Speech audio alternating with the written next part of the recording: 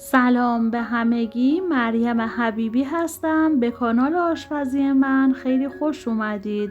نون شیرمال یه نون بسیار خوشمزه و پرطرفداره. حالا اگه این نون شیرمال با پنیر هم باشه خوشمزدگیش چند برابر میشه. خوردن این نون شیرمال پنیری خالی از لطف نیست. بافت این نون بسیار نرم و پنبه‌ای و درست کردنش هم بسیار ساده و آسونه.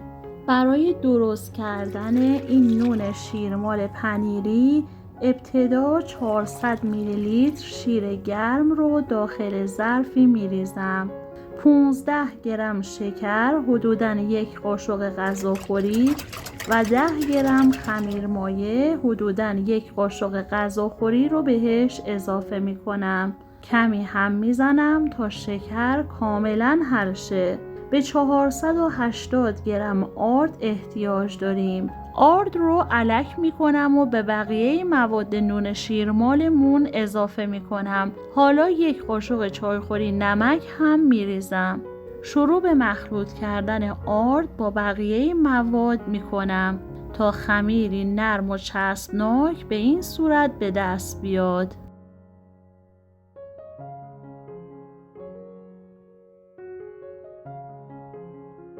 بیست گرم روغن زیتون اضافه می کنم و با دست شروع به ورز دادن خمیر می کنم. همونطور که می بینید خمیر این نون بسیار نرم و لطیفه.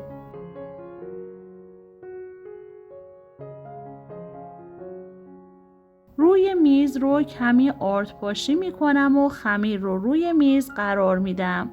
مجدداً شروع به ورز دادن خمیر حدوداً به مدت 5 دقیقه می کنم تا خمیر به این صورت کاملاً صاف و یک دست بشه. حالا خمیر رو به این شکل می غلطونم و به شکل یک توپ بزرگ یا چونه بزرگ در میارم. همونطور که می بینید خمیر نونمون برای استراحت کاملاً آماده است. داخل کاسه مقداری روغن می ریزم و دور تا دور کاسه رو به روغن آغشته می کنم. حالا خمیر رو داخل کاسه قرار میدم و روی کاسه رو سلفون میگیرم و بعد اون رو در یه جای نسبتاً گرم در محیط آشپزخونه حدوداً به مدت 1 ساعت استراحت میدم. بعد از این زمان همونطور که میبینید خمیر خیلی خوب بلند شده و حجمش 2 برابر شده. حالا با دست هوای داخل خمیر رو خارج میکنم و اون رو روی میز کار قرار میدم و بعد خمیر رو به این صورت شکل میدم و کاملا گردش میکنم.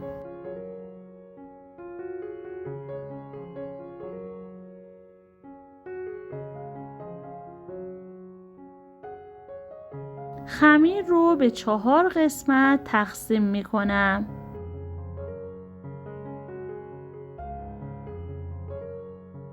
حالا هر قسمت از خمیر رو با دست به این شکل به صورت چونه در میارم.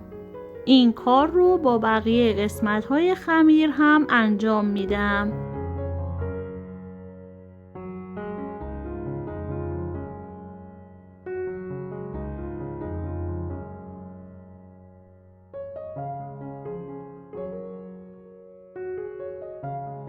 مقداری آرد روی میز میریزم و بعد خمیر رو با دست به این صورت کمی باز میکنم. 2 تا 3 قاشق غذاخوری پنیر پیتزا داخل خمیر قرار میدم و بعد دور تا دور خمیر رو به این صورت جمع میکنم.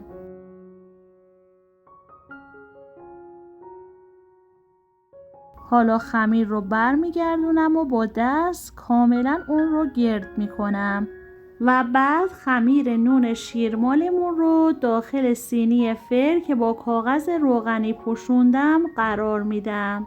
حالا با دست خمیر رو به این صورت کمی باز میکنم. مراقب باشید که بیش از حد به خمیر فشار وارد نکنید تا روی خمیر پاره بشه، چون در این صورت در هنگام پخت پنیر از خمیر بیرون میزنه.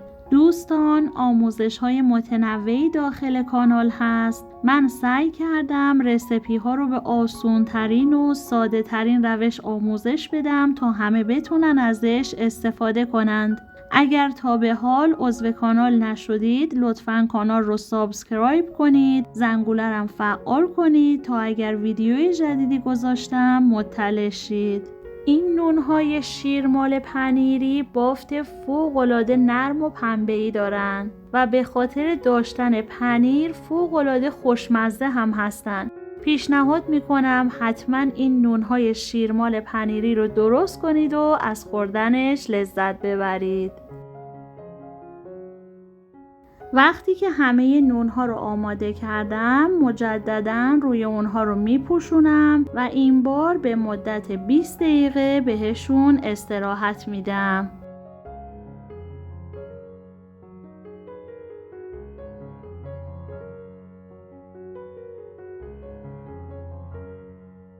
من برای رومال این نونهای شیرمال پنیری 1 عدد زرده تخم مرغ رو با 1 قاشق غذاخوری روغن مایع مخلوط میکنم. حالا با مخلوط تخم مرغ و روغن روی نونهای شیرمال رو رومال میزنم. خیلی برام جالبه که بدونم از کدوم شهر یا کشور ویدیوهای من رو تماشا میکنید. خوشحال میشم اگر توی کامنت ها برام بنویسید. حالا با نوک انگشتای دست به این صورت روی نونهای شیرمال رو شکل میدم.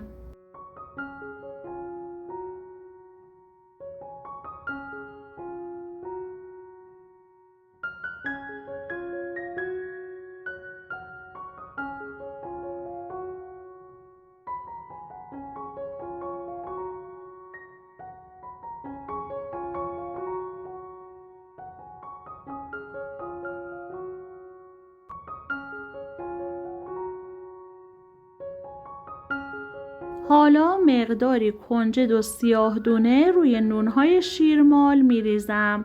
وقتی که همه نونها رو آماده کردم سینی رو در فر از قبل گرم شده در دمای 180 درجه سانتیگراد حدوداً 25 تا 30 دقیقه قرار میدم تا نونهای شیرمالمون کاملاً بپزن و روی نونهامون به رنگ بیان.